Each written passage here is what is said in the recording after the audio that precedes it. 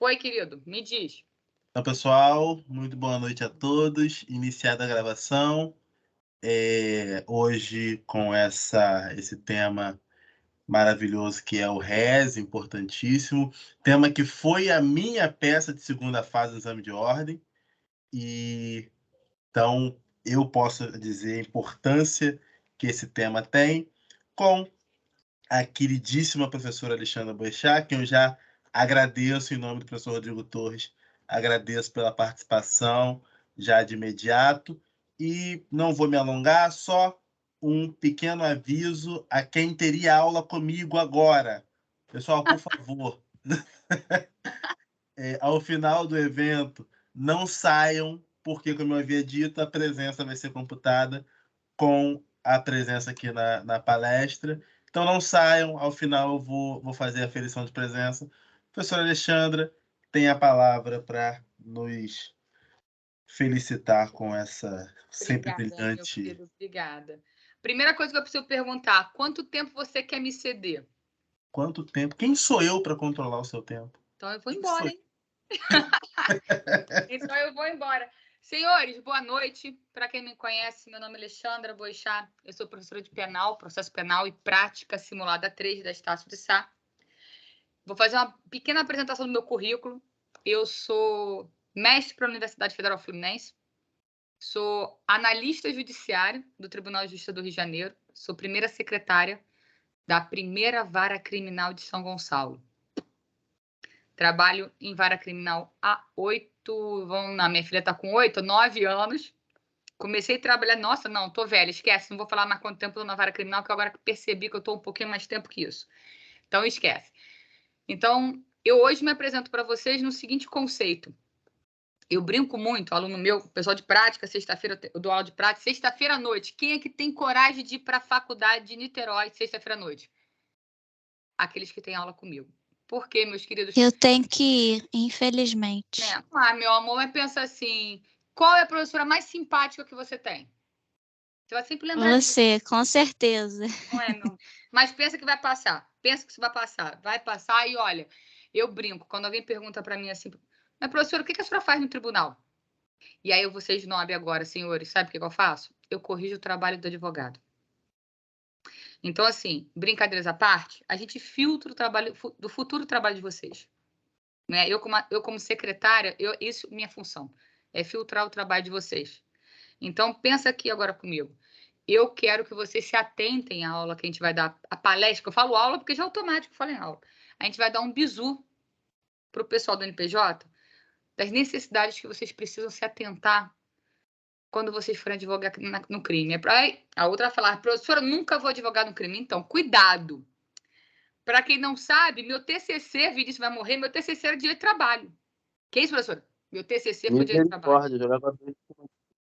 Pois é, gente. E aí eu saio do direito de trabalho, caio no escritório de advocacia civilista e, de repente, senhores, me deparo com o amor da minha vida, direito penal. Fui advogada criminalista e aí eu preciso mostrar para vocês a seguinte importância. Cuidado, senhores, com as escolhas que vocês fazem da vida. Sabe por quê? Essas escolhas carregam uma carga de responsabilidade porque vocês vão carregar com vocês a responsabilidade da vida dos outros.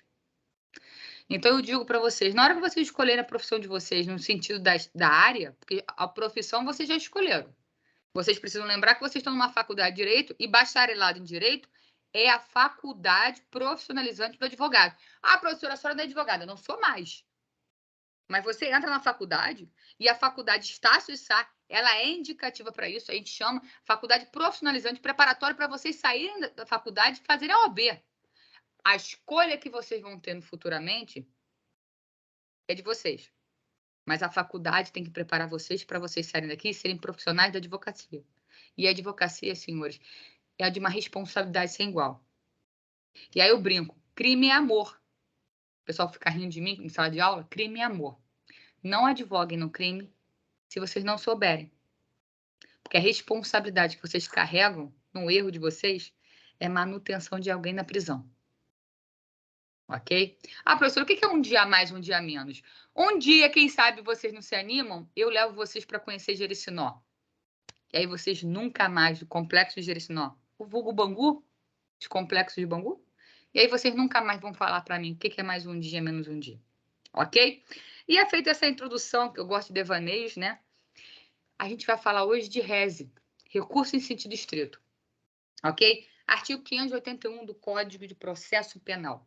E aí, antes de qualquer coisa, por tudo que é mais sagrado, tira do corpo de vocês esse processo civil patrimonialista, que vocês só pensam em dinheiro, só pensam em dano moral, no material. Brincadeira, tá, senhores?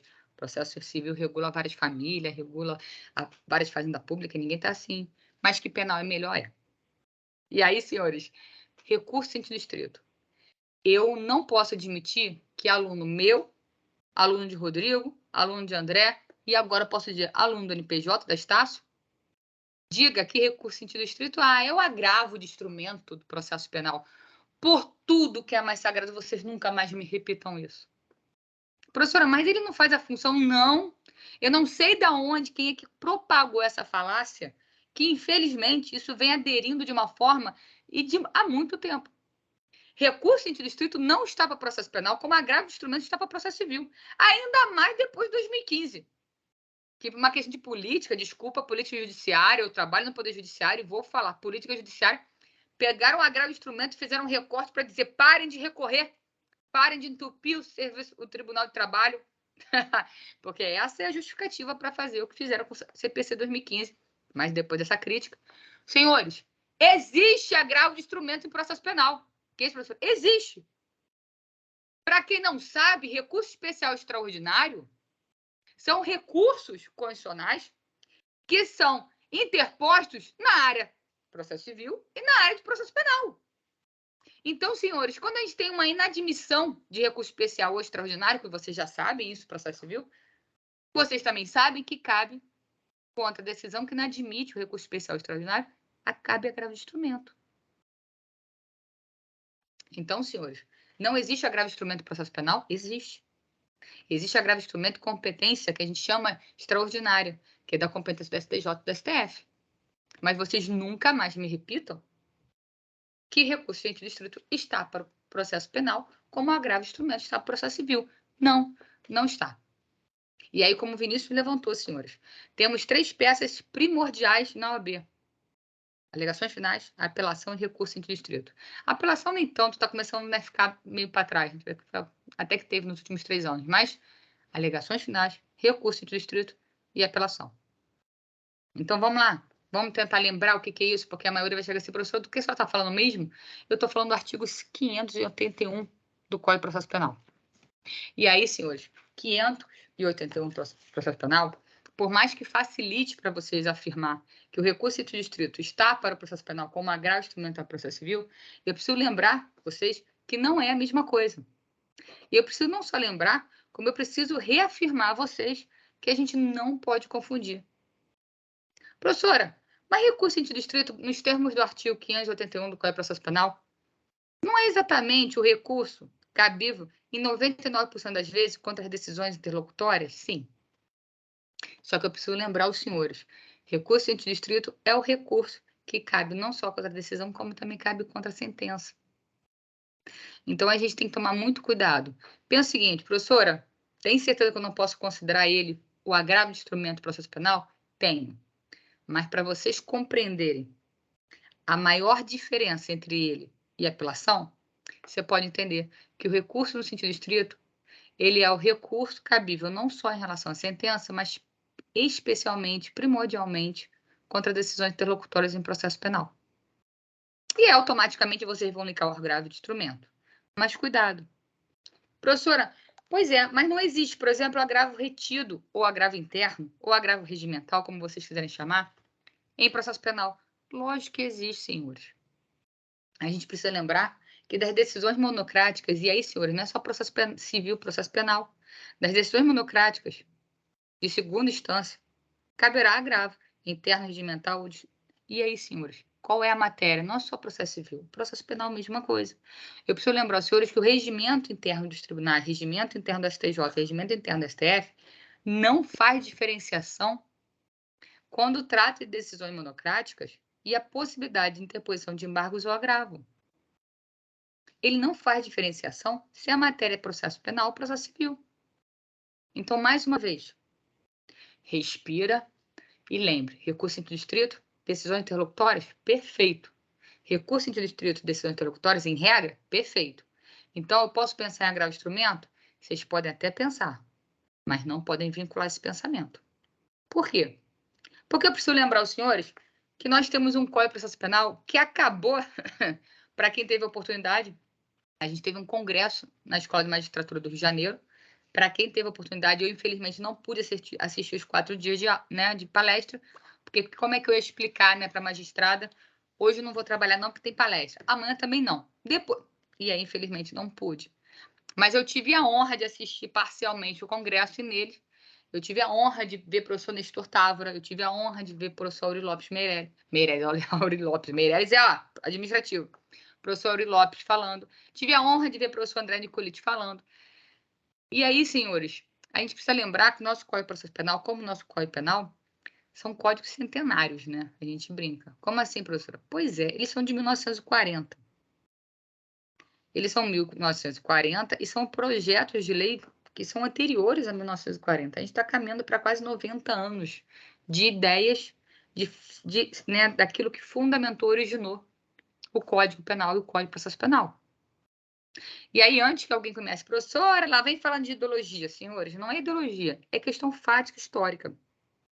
Nosso Código Penal e nosso Código de Processo Penal, desculpa, são copia e cola do Código Penal, Código de Processo Penal italiano. E aí, qual era o regime político em vigor durante a década de 40 na Itália? Fascismo. Não é termo pejorativo, não é questão de esquerda-direita, preto-branco, não, senhores. É simplesmente questão fática histórica. E, ó, para quem não sabe, o Código de Processo Civil, também era, de 73, também era um copia e cola do Código de Processo Civil italiano, fascista. Mas, senhores, brincadeiras à parte, esse é o nosso problema hoje. No nosso Código Penal, a gente vê claramente resquícios, né, dessa ideia política, desse regime político, que vigorava não só na Itália, como vigorava de forma parcial no Brasil. Para quem não sabe, o ministro que apresentou o Código Penal ao Congresso para votação foi Francisco Campos. Não sabe quem é? Depois coloca no Google. Ministro Francisco Campos e Getúlio Vargas. E aí vocês vão descobrir uma história fantástica de um dos maiores representantes da política getulista. Ele foi, desde o ministro da Justiça e da Educação, ele foi um símbolo do getulismo. E aí eu não vou entrar em mérito com vocês do que é getulismo, mas eu preciso lembrar os senhores que eu estou falando de 1940. E qual é o maior problema? O Código Penal ainda foi reformado, a parte geral, ainda foi reformado em 84, 86, 84, 84. Ah, professor, então não está tão ruim. Não, não está tão ruim, não. Parte geral. A parte que diz o que são os crimes, continua a vigência dos crimes de 40. E no processo penal, senhores, eu não conheço legislação mais recortada na história desse país do que o nosso Código de Processo Penal.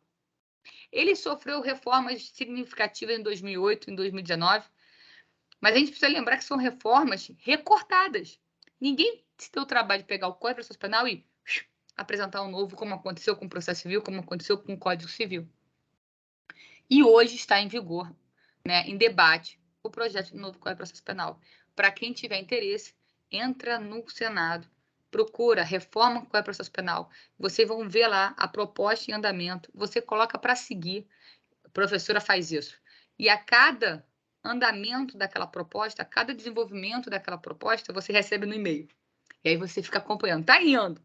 Uma hora vai. Tá indo aos passos bem lentos de tartaruga, mas vai. E uma das propostas de correção é lembrar que recurso interdistrito não cabe contra despacho. Professora, gente, o que você quer que eu faça? Tá no código. Cabe recurso interdistrito contra decisão de despacho de sentença. Para quem aqui tem um pouco de teoria geral do processo, e sim, senhores, teoria de processo é teoria geral de qualquer processo, seja civil, administrativo, penal, vamos lá, tributário. Teoria geral do processo é teoria geral mesmo. E vocês aprenderam que, em face de despacho, não cabe recurso. E aí vai vir aquela discussão, professora, mas não cabe embargo de declaração? E aí vem outra discussão, embargo de declaração tem natureza recursal, e assim por diante, que não cabe a gente tratar hoje. O que eu preciso lembrar aos senhores? Que o erro que hoje vigora no 581, mas que à época tinha lógica, é que cabia recurso em face de despacho. E hoje não preciso dizer para vocês que não mais. Desculpa.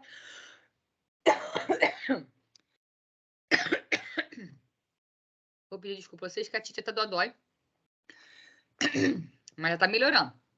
E aí, senhores, vamos lá? Professora, tá bom. Recurso de distrito não pode dizer que está para agravo, mas é o recurso que cabe contra as decisões interlocutórias. Sim. E quais? 581 do Código de Processo Penal.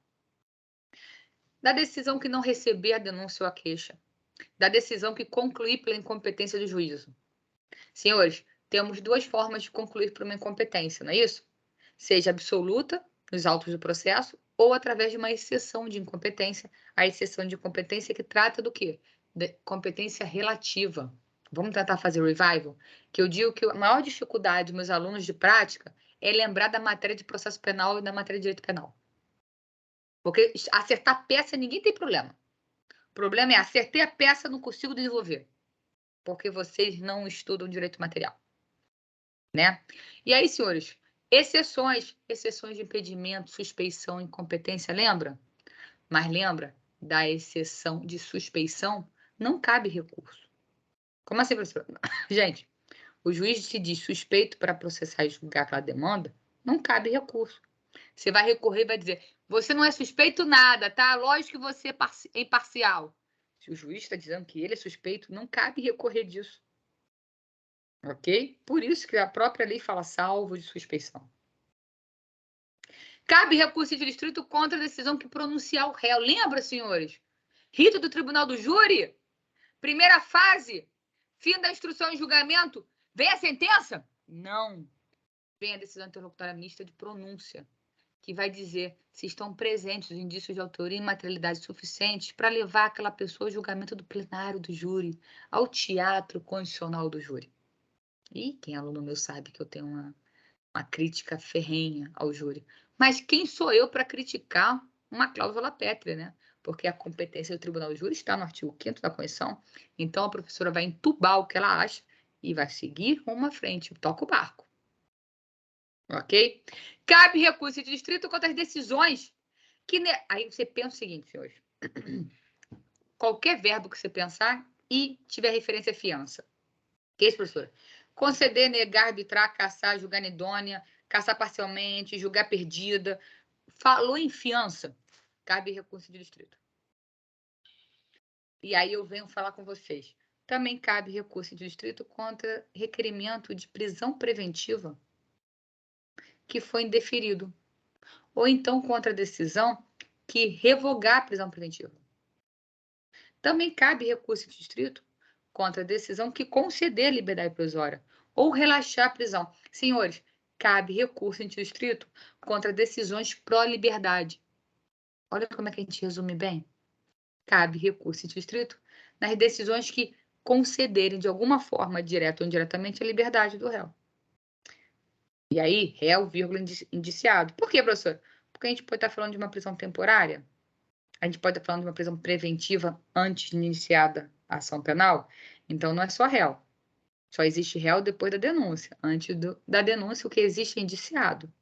Então, senhores, cabe recurso em distrito das decisões pró-liberdade. Professora, a questão mais importante de recurso em distrito. O rol é taxativo? Como assim, professora? Ué, 581 é enorme. 581 é enorme. Sim, professora. E o 581 diz todas as opções de recurso de distrito? Senhores, aprendam uma coisa. Um instrumento pró, ampla defesa e contraditório. Princípios basilares do processo penal previstos na Carta Magna Constitucional. Instrumento de garantia do duplo grau de jurisdição. E eu digo para vocês, um instrumento de garantias constitucionais, direitos fundamentais e garantias constitucionais. Qual era a possibilidade? Garantias fundamentais, direitos fundamentais previstos na Constituição de 88. Qual é a possibilidade de um recurso previsto no Código de Processo Penal de 40 ser exaustivo? Como assim, professora? Conseguir prever todas as possibilidades. Nenhuma, senhores. Mas não quer dizer que então eu possa interpor recurso em distrito contra tudo que me der vontade, tudo que me der na telha. Não, senhores. Lógico que não. A gente chama o rol, né, de taxativo ampliativo. Oi, professora. Pois é, né? Taxativo com interpretação ampliativa. A professora traduz. A Auri Lopes fala muito de rol exemplificativo restritivo. Em contrário senso, rol, né, taxativo com interpretação extensiva. Professora, não dá para entender isso. Não dá para entender. A doutrina e a jurisprudência vão dizer, olha, o rol do 581 ele não é taxativo. Ele não bateu o martelo de só cabe aqui. Mas você precisa entender que a natureza jurídica da decisão ou sentença contra a qual a lei prevê interposição de recurso restrito, a natureza jurídica é que vai definir a possibilidade de interposição desse recurso. Como assim? A professora acabou de dar uma dica para vocês. Inciso 5 do 581 fala em deferir requerimento de prisão preventiva, revogá-la, conceder liberdade provisória ou relaxar a prisão. Decisões que têm o quê? Natureza libertatória. E aí eu já dei a cola sem querer. A discussão que surgiu na jurisprudência e que se aceitou. Aquela que indefere requerimento de prisão preventiva cabe recurso de distrito. E a jurisprudência já sedimentou. Decisão que indefere requerimento de prisão temporária também cabe recurso de distrito. Professora, mas não está ali. Não, não está ali. Mas a natureza jurídica da decisão é a mesma. É aquela que, na verdade, indefere uma pretensão, né, persecutória estatal de prisão. Aquela que não concede ou não autoriza a manutenção da prisão do réu ou indiciado.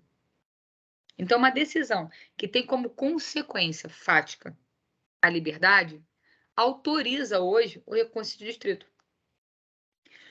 Professora, mas e se ela deferir, cabe recurso de distrito? Eu não vou mentir para vocês. Eu li um parecer da Procuradoria-Geral do Estado que foi fenomenal, rebatendo um parecer do Procurador de Justiça. Cabe, gente? Cabe. Eu acabei de falar para vocês que o rol ele é taxativo com capacidade interpretativa extensiva, ou seja, ele é um exemplificativo restritivo. Eu estou dizendo a mesma coisa em forma invertida. Então, eu digo que decisões que concedem liberdade cabe recurso em sentido estrito. Então, decisões que restringem a liberdade, em contrário senso, também caberiam. Senhores, caber cabe. Mas o STJ já disse que, na verdade, você não admite recurso de distrito não por não caber, mas por ausência de interesse. Como assim? Senhores, se vocês interpuseram recurso de distrito contra uma decisão que prende, que indefere relativamente prisão, que indefere liberdade provisória, que defere prisão preventiva, que defere prisão temporária, todos os tribunais desse país vão receber como habeas corpus.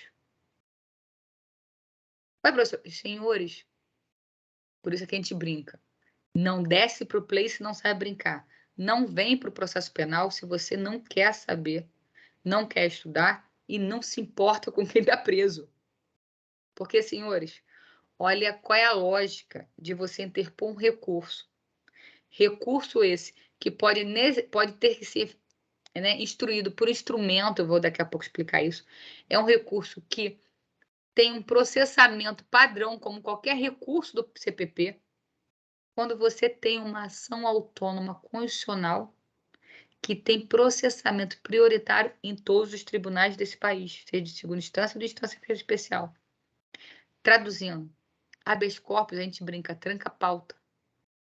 você não pode, você desembargador, ministro, não pode botar o habeas corpus para ser julgado na fila. Ele tem prioridade de processamento. Por quê? Porque o objetivo do habeas corpus é resguardar a liberdade. Alguém que teve a violada sua liberdade está ameaçado de ter a sua liberdade. Então, tem um voto do STJ que eu não vou lembrar, não vou dizer para vocês. Eu ia chutar ministro Rogério, mas eu não vou chutar, porque eu realmente não lembro. Que ele vem dizer, não é que não cabe. Interpretação extensiva que se dá ao rol taxativo do 581, ou então a interpretação restritiva que se dá ao rol exemplificativo do 581, autoriza compreender pela possibilidade de interposição de recurso distrito contra as decisões que violam a liberdade do agente. Só que quando você recebe esse recurso ele deixa de possuir interesse recursal. Por quê? Porque a via adequada eleita, apesar de adequada, ela não é a mais adequada. Tá certo? Tá certo. Mas não é o mais adequado. O mais adequado seria impetrar o habeas corpus. Então fica aqui a dica. Errado não vai estar.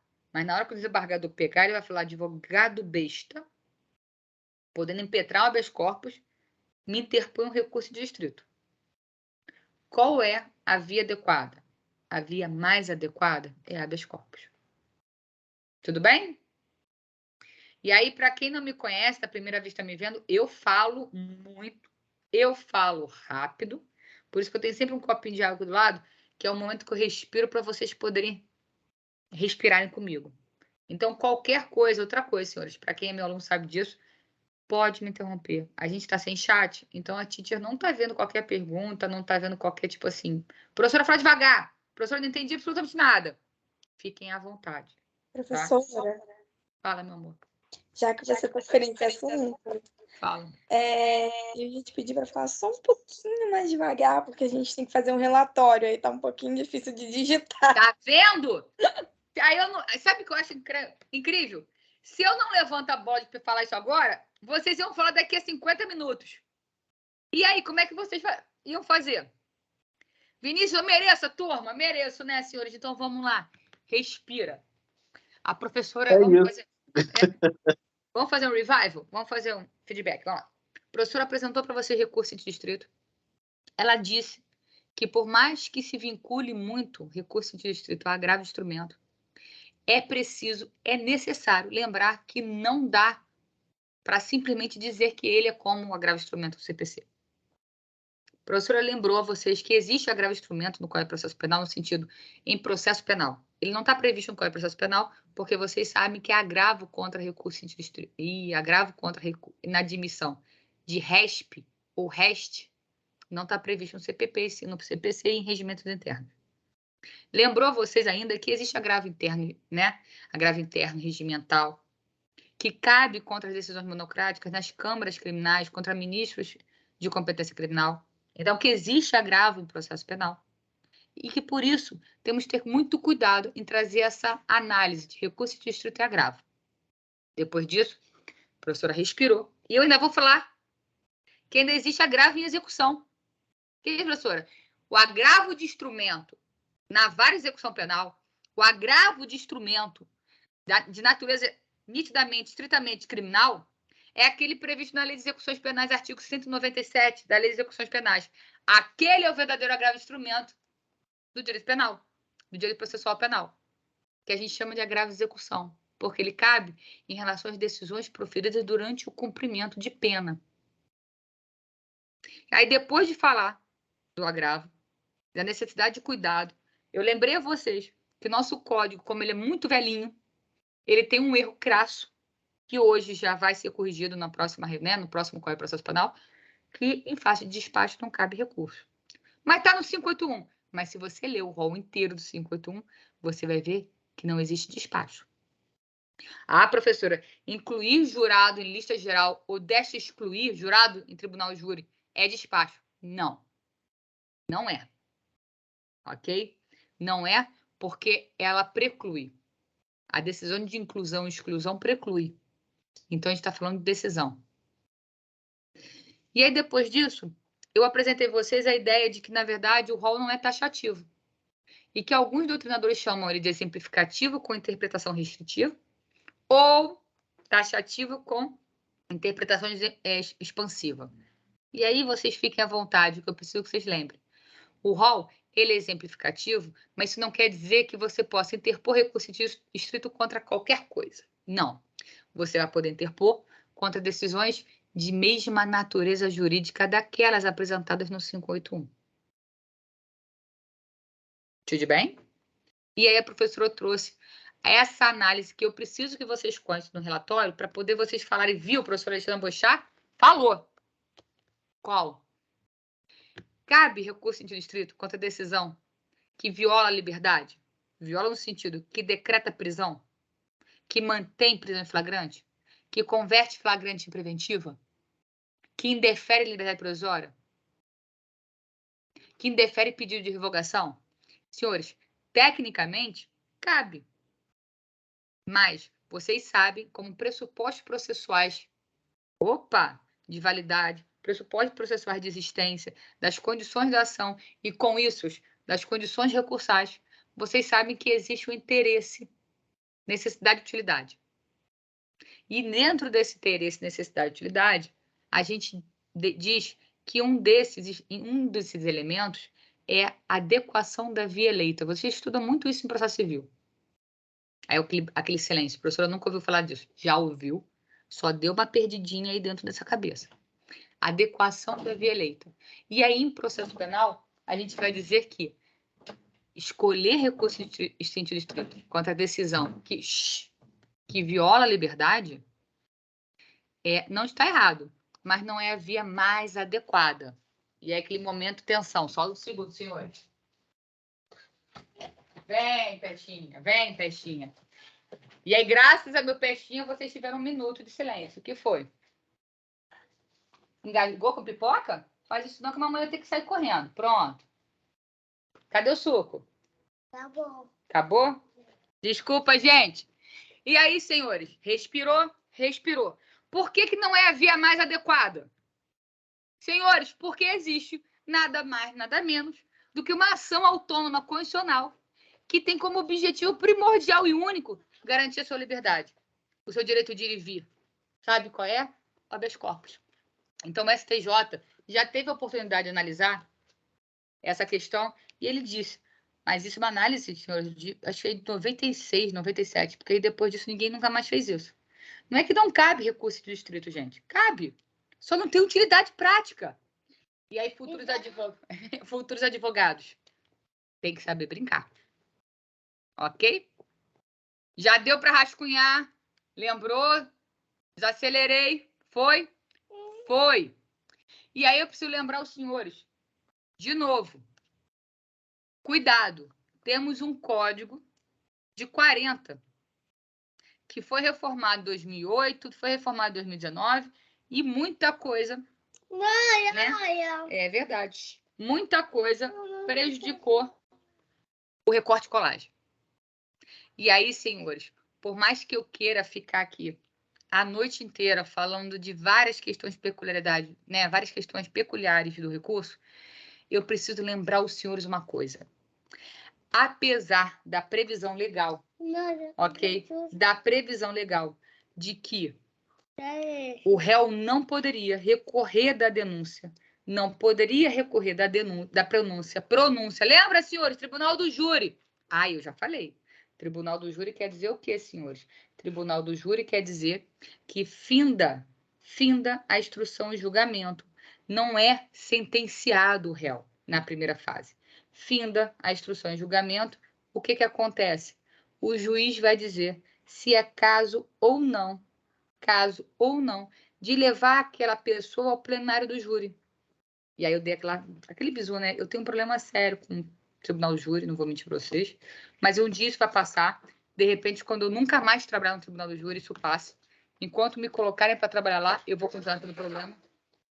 E aí, senhores, o artigo 585 do CPC previa. Sabe o que previa, senhores? Quer recorrer? Quero recorrer. É seu direito de recorrer, E é um direito, senhores, decorrente da própria Constituição que prevê a sua ampla defesa e seu contraditório. que prevê a sua ampla defesa e seu contraditório. E aí, senhores, a discussão se o duplo grau de jurisdição está lá ou não, senhores, numa leitura interpretativa é lógico que você sabe que está lá. E aí o 585, que bonitinho, ainda está no código. Como assim, professora? Não, gente, não está refogado, não. Está lá expresso no código. Olha que lindo, para não dizer o contrário. O réu não poderá recorrer à decisão que pronuncia, cabe que recurso? Vai lá no 581. Da decisão de pronúncia, cabe recurso em sentido estrito. Então, senhores, quando o 585 está falando de recurso, é esse que ele está falando, o recurso em sentido estrito. E aí ele vem dizer, o réu não poderá recorrer da pronúncia, senão depois de preso, salvo se prestar fiança nos casos em que a lei admitir. Senhores, ainda há previsão no nosso Código de Processo Penal de uma condição especial de procedibilidade. Uma condição especial de procedibilidade recursal. A pessoa se apresentar para ser presa. Caso contrário, o recurso não era admitido. Senhores, professora, tá brincando? Sabe quando você faz análise dos pressupostos processuais do recurso? Legitimidade, custas, representação, tem procuração, não tem? A gente tinha que olhar assim, e aí? Se apresentou voluntariamente? Senão não pode. Não está preso, não? Então não tem direito de recorrer. Senhores, por tudo que é mais sagrado, abram o Código de Processo Penal de vocês.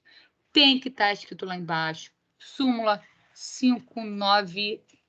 Agora eu vou mostrar para vocês. No slide está 593. Mas eu não sei por que eu estou com 595 na cabeça. Então, como o professor erra, eu, então, erro horrores. E aí vocês vão colocar lá no relatório de vocês 393, e aí o professor Rodrigo vai falar assim, gente, eles não estavam em sala, porque não é 393. Não, é 393 não, senhores. Tá vendo como é que a teacher tá demais? Ela botou no slide errado, hein? Só um minuto. Daqui a pouco eu acho. 2 segundos. E a súmula da STJ vem dizer, não precisa para rever criminalmente. E aí, que isso, professor? Revisão criminal? Calma. A súmula não fala em recurso de distrito. A súmula fala em revisão criminal. E para quem não sabe, revisão criminal é uma ação autônoma que leva os maiores debates, os mais legais, tá? Em processo penal. Sabe por quê, senhores? Deixa eu falar, eu sei que não é matéria, mas é mais forte que eu. Sabe o que a revisão criminal faz? Faz a gente dizer, aqui entre a gente, que não existe coisa julgada material em processo penal quando se tratar de sentença condenatória. Professora, não viaja, do que a senhora está falando? Gente, eu não posso, né? Sabe por que eu não posso deixar de falar? Olha que legal. Uma pessoa condenada, absolutória, por favor, não cabe. Existe uma discussão dizendo que cabe quando a absolutória for por falta de provas. E a pessoa que é reconhecida a inocência por ausência de autoria, negativa de autoria e materialidade. Mas a regra é, sentença condenatória, ela não forma coisa julgada material. Por quê? Porque não existe prazo para revisão criminal, como vocês conhecem prazo para ação rescisória em processo civil. Em processo penal não tem prazo. Olha que lindo! O direito do Estado de dizer que você é um condenado prescreve. Mas o direito de você de ser reconhecida, a sua absolvição, a sua inocência, não. Gente, é lindo, para com isso, né? Mas voltando, na análise da questão da revisão criminal, o STJ, deixa eu verificar isso, que está errado a súmula. STF!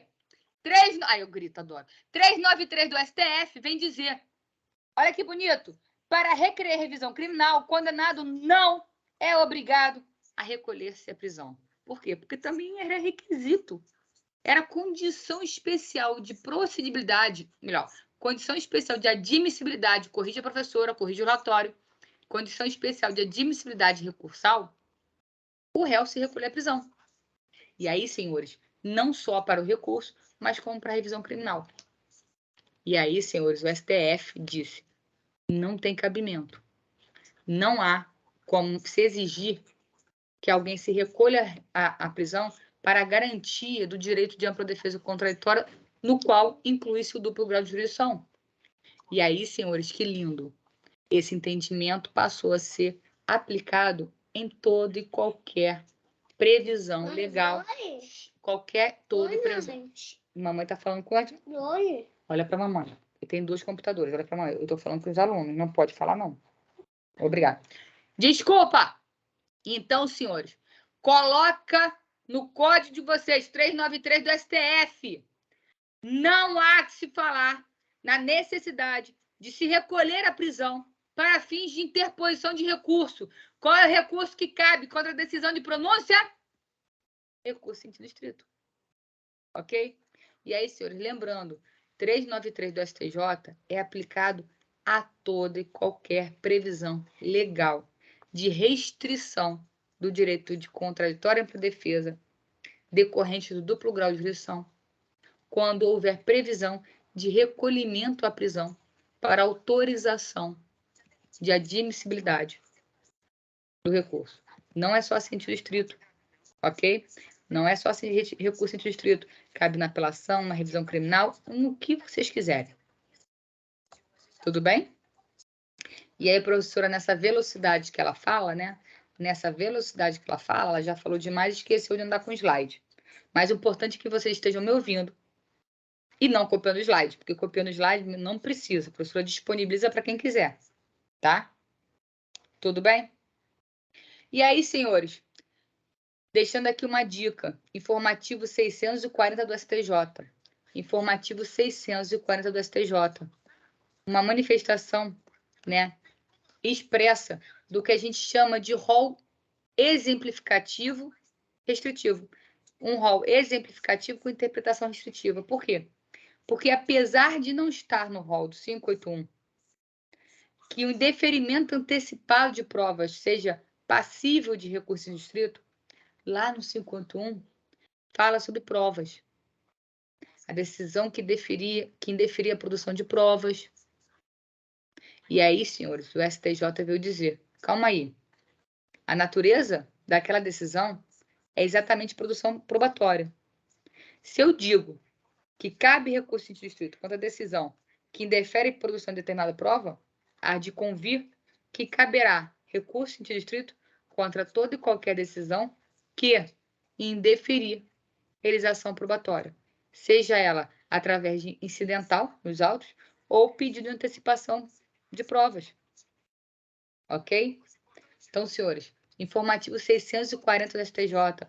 Se vocês tiverem a possibilidade e interesse, abre o STJ, vai estar lá informativo, baixa, tá, os embargos e recursos especiais e vocês vão ver a aula do ministro Reinaldo Soares dizendo a questão envolvendo recurso em sentido estrito e esse rol taxativo, que a gente faz uma interpretação restritiva, porque senão vira balbúrdia, né? Vai interpor recurso em sentido estrito contra qualquer coisa, espirrou recurso em sentido estrito.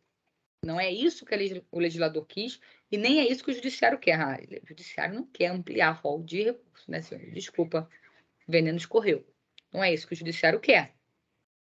Mas ele também sabe que o legislador de 40 e mesmo de 2008 não são, nem o atual legislador, muito menos o atual legislador, não são capazes de prever todas as situações fáticas existentes a serem abarcadas pela lei, serem protegidas pela norma. Então, por isso, quando a gente fala de recurso, quando a gente fala de rol taxativo, a gente tem que tomar muito cuidado. O que é taxativo? Posso garantir para vocês.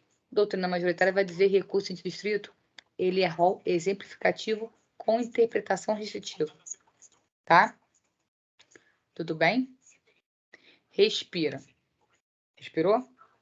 Senhores, a gente tem uma série de coisas para falar sobre recurso em sentido estrito, mas eu não posso tomar a noite inteira de vocês. Mas eu preciso passar para vocês, alunos do NPJ, procedimento. Senhores, vamos lá. Vamos lá. Se eu digo para vocês que recurso em sentido estrito é contra decisão ou sentença, a gente está dizendo que recurso em sentido estrito é interposto contra um juiz de primeira instância, porque juiz de segunda instância, senhores, não sentencia, né? Então, com todo respeito, magistrados de segunda instância, vulgo desembargadores ou deuses, eles não sentenciam, a não ser incompetência originária. Mas a regra, eles compõem colegiados. Então, deixa a dica.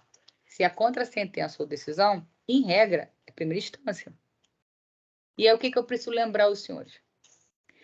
O juiz proferiu uma decisão ou uma sentença contra a qual caberá recurso de distrito. Qual é o prazo, senhores? O prazo, em regra, é de 5 dias. 5 dias para interpor o recurso.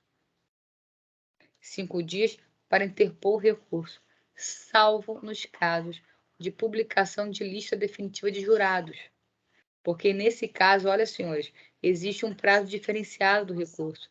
O prazo é de 20 dias. Professora, não entendi. Vamos lá, senhores. O 581 prevê uma série de casos de possibilidade de interposição de recurso de distrito. A regra é que o prazo seja de 5 dias. Mas existe uma exceção. A exceção é da publicação da lista definitiva de jurados. Lembra que eu falei que incluir ou excluir jurado de lista não é despacho, é decisão? E se você só descobre que um jurado foi incluído ou excluído de lista quando ela publica. E aí a lei vem prever que, nesses casos, o prazo para interpor o recurso não vai ser de 5 dias, mas sim de 20. Professora, 20 dias úteis é coisa beça. Tira isso da cabeça. Processo penal não tem dias úteis. Vocês estão tratando da liberdade de alguém, de ser exposto a ser processado e julgado e ser mantido na sua ficha criminal, na sua ficha de antecedentes criminais, na sua FAC, no distribuidor do Estado, que você é réu no processo penal. Então, entendam a seriedade do que é isso, para parar de achar que tem que ser dias úteis. E olha, vai ter o debate, hein? Tem gente tentando passar dias úteis no novo Código de Processo Penal. Gente por tudo que é mais sagrado. Tem gente presa, perdida, preventivamente, há mais de 2, 3 anos no presídio, com prazos sendo corridos. Imagina quando virar dias úteis. Ok? Por tudo que é mais sagrado. E aí, senhores, lembrando, em processo penal, temos o prazo de interposição do recurso e o prazo das razões. Que isso, professora? Lembra de apelação? Mesma coisa aqui. Você tem um prazo de 5 dias para interpor. Quando você interpõe um recurso, está dizendo, juiz, eu quero recorrer em sentido estrito. E aí, senhores, aqui o juiz vai fazer o juízo de admissibilidade do recurso. Professora, mas em processo civil, esquece isso. Lá não se faz mais juízo de admissibilidade, é um problema do processo civil. Aqui se faz. O juiz vai receber o recurso através de um juízo de admissibilidade. O recurso sendo recebido, ele vai dar vistas para o recorrente para apresentar as respectivas razões. As razões recursais possuem um prazo de 2 dias. 2 dias. Você tem 5 dias para recorrer, para dizer que quer recorrer. Filhote, você está atrapalhando muito, mamãe vai ficar tristona. Você tem 5 dias para recorrer e 2 para apresentar as razões. Ô, Soninho, para apresentar as razões. Tudo bem? E aí a dica, hein, senhores? Apresentadas as razões, a parte contrária terá 2 dias para apresentar contra-razões. Para vocês entenderem o que é celeridade processual. Então, se você recorreu, a tua parte contrária vai ter 2 dias para apresentar as contra-razões recursais. Ok? E aí, senhores, atenção. Recurso em sentido estrito é um recurso que a lei exige expressamente a manifestação do juízo em retratação. Como assim? Ele vai receber o recurso, vai determinar a vinda das razões desse recurso. Professor, eu posso interpor recurso junto com as razões? Pode. E aí o juiz vai falar, qual é o prazo? 5 mais 2, 7? Pelo amor de Deus, senhores, lógico que não. Em 5 dias você pode apresentar o recurso e já apresentar as razões? Lógico que pode. Deve, na verdade, né, senhores? Lógico que pode. E aí o juiz vai falar, receba o recurso e as respectivas razões. Desse vista em contra-razões. Prazo para contra-razões? Continua sendo 2 dias. Ok? E aí, senhores, o processo volta para o juiz.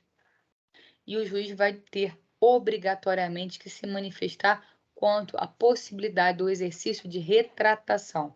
Artigo 589 do Código de Processo Penal.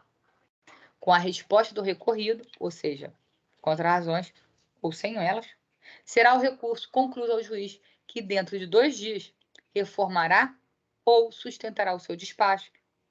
E aí, senhor, desculpa, lembra? Despacho, decisão ou sentença. Despacho, decisão ou sentença. Manda instruir o recurso com os translados que lhe parecerem necessários. Aqui é a dica. Professora, eu não entendi. Senhores, recurso em distrito não é um recurso que faz o processo parar e subir, salvo quando for interposto contra a decisão que indefere ou rejeita a denúncia ou queixa. Professora, mas por quê? Porque, senhores, rejeitada, indeferida a denúncia ou queixa, o processo não continua. E aí, quando interposto o recurso de distrito, aquele processo com o recurso dentro vai para a segunda instância. Não tem problema. Qualquer outra decisão do rol do 581, o processo continua. E a interposição de recurso de distrito, senhores, em regra, não suspende o processo penal. Então, enquanto a segunda instância está julgando o recurso, o processo da primeira instância está andando. E aí, como é que o recurso, esse distrito, vai subir? Vai lá para o desembargador? E como é que ele vai saber do que se trata o processo? É o que a gente chama de translados. É o que vocês vulgarmente chamam de instrumento. O que é agravo de instrumento? É um agravo que é instruído com peças do processo originário para viabilizar a apreciação do pedido do recurso. Recurso de distrito, ele é um recurso de natureza de instrumento. Ele tem peças do processo principal que são remetidas à segunda instância para poder instruir o recurso e assim permitir que o desembargador julgue, que a Câmara Criminal aprecie.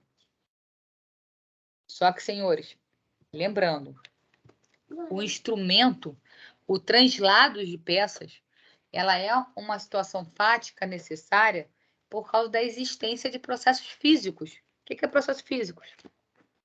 Autos do processo. Eu tinha um processo aqui em casa ontem. Autos do processo.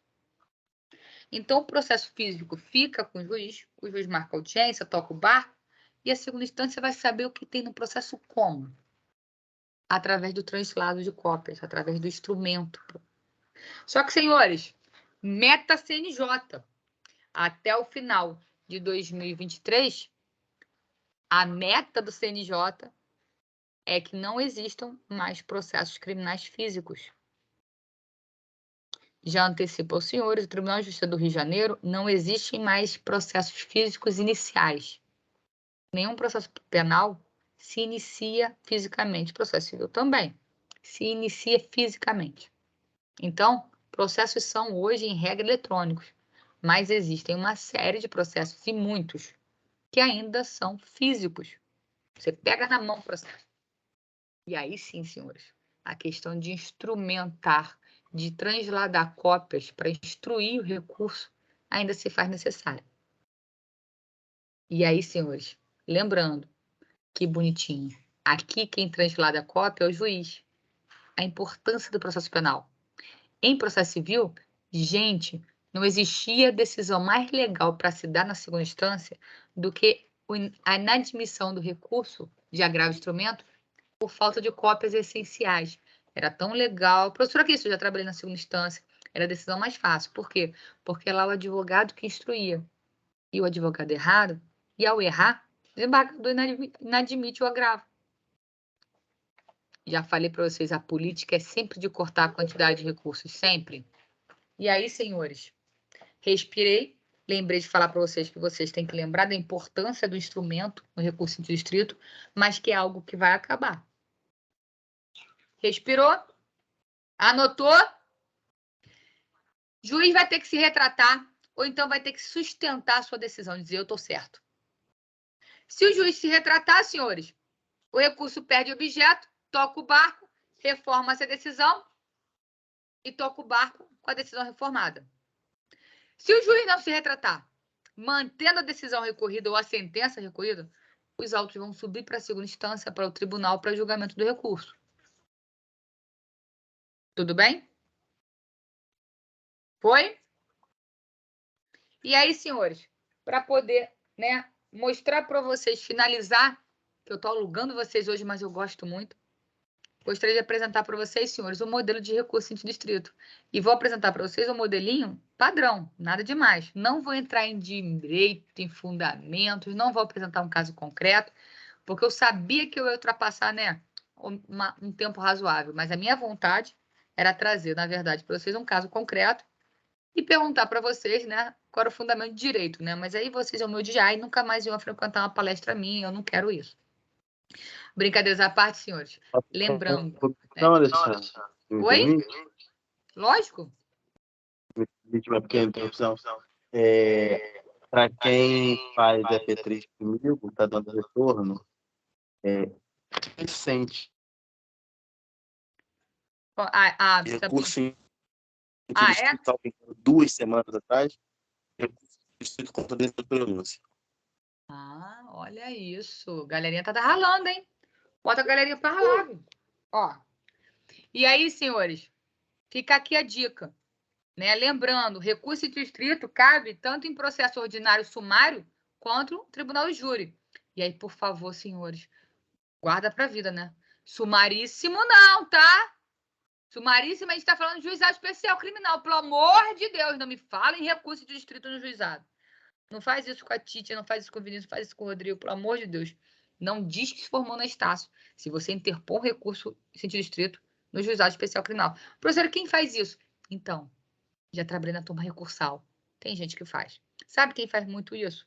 E aí, sem tom pejorativo, tá, Vinícius? Paulista. O professor tá brincando. Não. Porque, senhores, São Paulo é uma cidade à parte, né? É um tribunal de justiça deles. Brincadeiras à parte, é a casa do direito penal do processo penal do país. Mas em processo civil, eles dão umas mancadas seríssimas. E uma dessas mancadas seríssimas é o enunciado das turmas recursais de São Paulo dizendo que cabe agravo de instrumento. Esse enunciado foi objeto de ação junto ao STJ para ser cancelado. A OAB teve que entrar para cancelar o enunciado porque eles criaram um instrumento, né, um agravo de instrumento em juizado especial civil. E com isso, autorizaram o recurso em distrito no juizado especial criminal. Senhores, pelo amor de Deus, por mais que se amplie o duplo grau de jurisdição, por mais que se amplie o contraditório para a defesa, vocês aprenderam em teoria geral do recurso que recurso é um rol taxativo.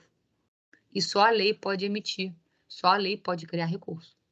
E não enunciado TJ de São Paulo, né? Mas fica aqui a dica, né? Fica o bizu, não querendo falar mal de São Paulo, porque lembrando, senhores, São Paulo é a casa de direito penal e processo penal do país. Da mesma forma que, durante muitos anos, o Rio de Janeiro foi a casa do processo civil. Ainda é, professora? Não sei dizer. Não sei dizer mesmo, tá bom? E aí, senhores, lembrando, estamos falando de uma peça que é de interposição de recurso. Então, ela é dirigida ao juiz, prolator da decisão ou da sentença. Você está interpondo o recurso para o juiz, porque a esse juiz cabe receber o recurso ou não. Ok? Qualifica, apresenta o recurso, menciona o número do processo, porque não é uma ação autônoma, não é um recurso autônomo, ele tem que se dirigir aos autos de um processo já existente. Por tudo que é mais sagrado, fica a dica, OAB, né, pontua indicação e exige, tá? De dispositivo legal que fundamenta a peça. Ok? Tudo bem?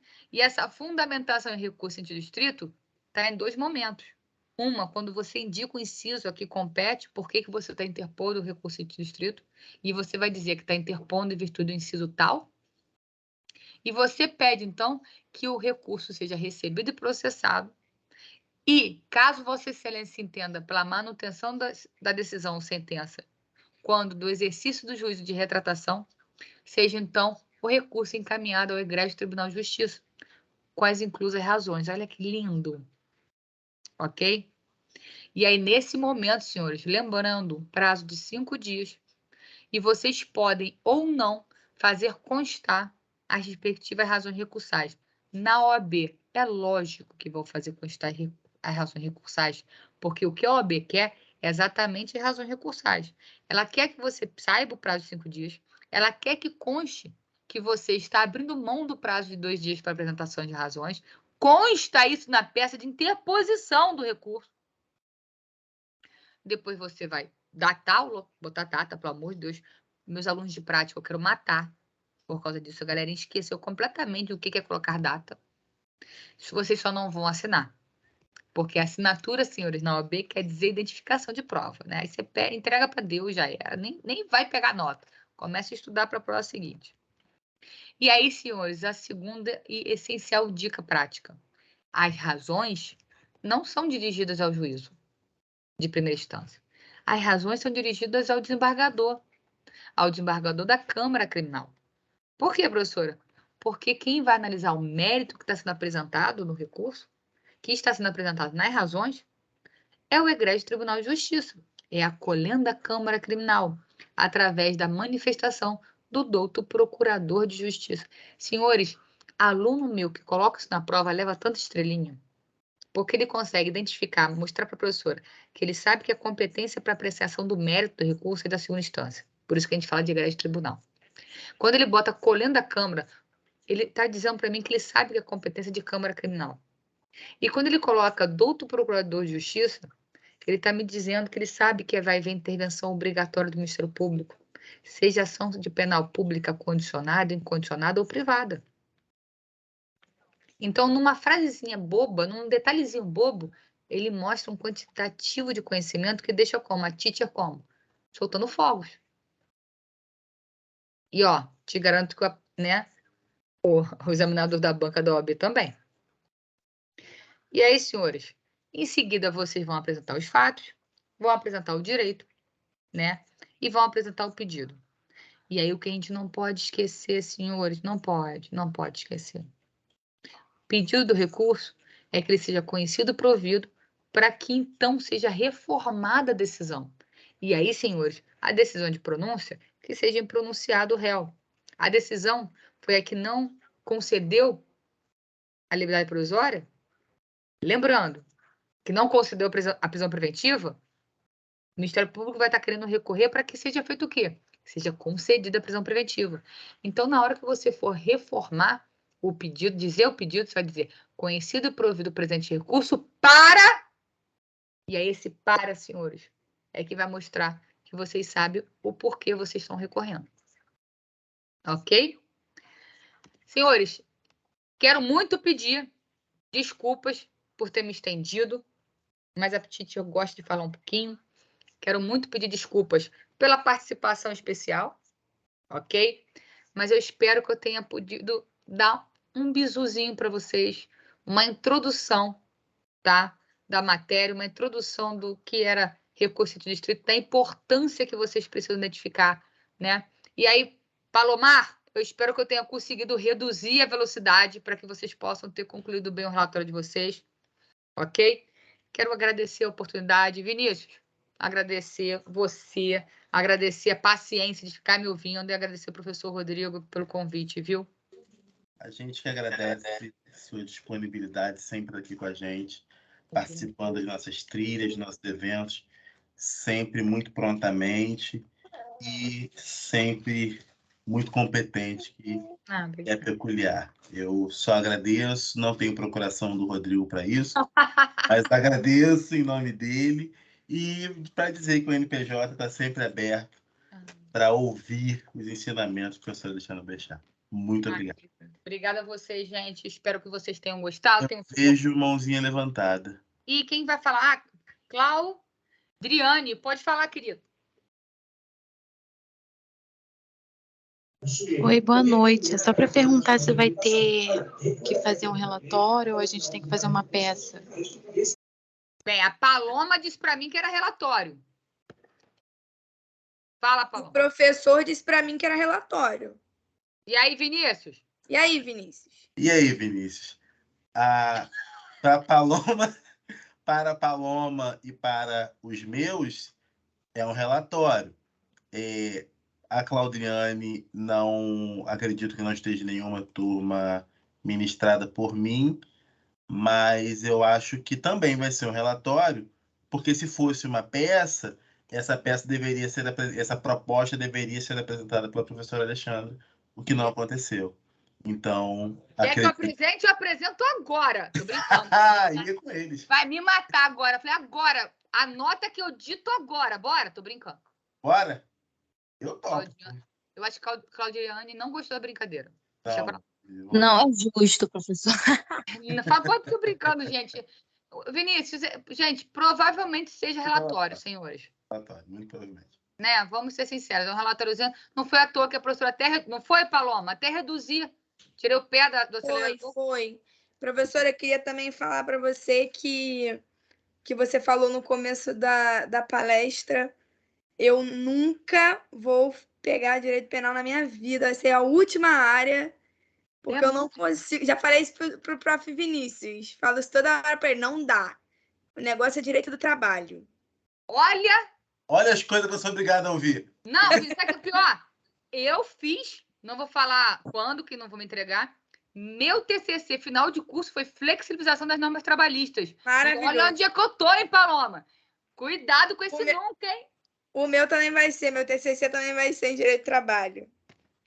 Olha, hein, você tá seguindo o meu caminho. Olha onde é que eu tô hoje, hein? Tô há 7 anos dando aula de penal e processo penal, hein? Cuidado. Deus me livre. Longe de mim. Penal é amor, gente. Processo penal é amor. O meu foi processo civil. Gente, tá vendo? Piorou.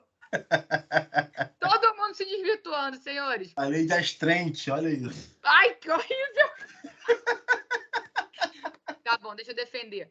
Minha primeira pós-graduação, eu falei sobre responsabilidade civil e a perda de uma chance e o jogo do milhão. É mole?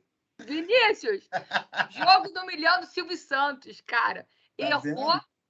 Errou no jogo do milhão. A última questão, valendo 1 milhão. O programa Silvio Santos botou 3 respostas a respeito da correção que todas estavam erradas. Não importa qual questão a pessoa apontasse, ela nunca acertaria. E ela perdeu 1 milhão. Vinícius, o caso foi ao STF. Ao STF, tá? E deu bom? E ela ganhou 750 mil, tá? Tá bom. Senhores, beijo grande, Vinícius. Beijo. Obrigada, desculpa atrapalhar demais a aula, viu? De forma nenhuma, só ajudou. Senhores, para quem acredite, né? Para quem acredita, fiquem com Deus. Um ótimo fim de semana para vocês. E, ó, dá valor, hein, senhores? A hora de estudar é agora, né? Depois que sai, não, né, Vinícius? É isso. Dá tchau, ó. Atrapalhando. Acabou a formalidade, ó. Tchau. Aos meus, não saiam, como Não disse. saiam, senhores. Só a Titi pode sair, tá? Não saiam. Beijo, querido. Vou registrar a presença. Beijo. Tchau.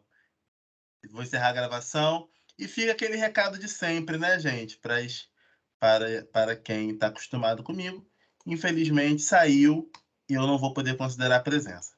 Tá bom? Só um pouquinho, vou registrar. Quem não for meu aluno de hoje, da turma de hoje, pode ficar à vontade para se retirar. Quem for, aguarda um pouquinho. Muito obrigado a todos pela presença, pela participação e pela paciência na palestra. Eu vou encerrar a gravação. Um beijo, um abraço, um aperto de mão para todo mundo. Tchau, tchau. Para quem vai, Valeu, Vinícius. vai segura aí. Vai dando minha aula.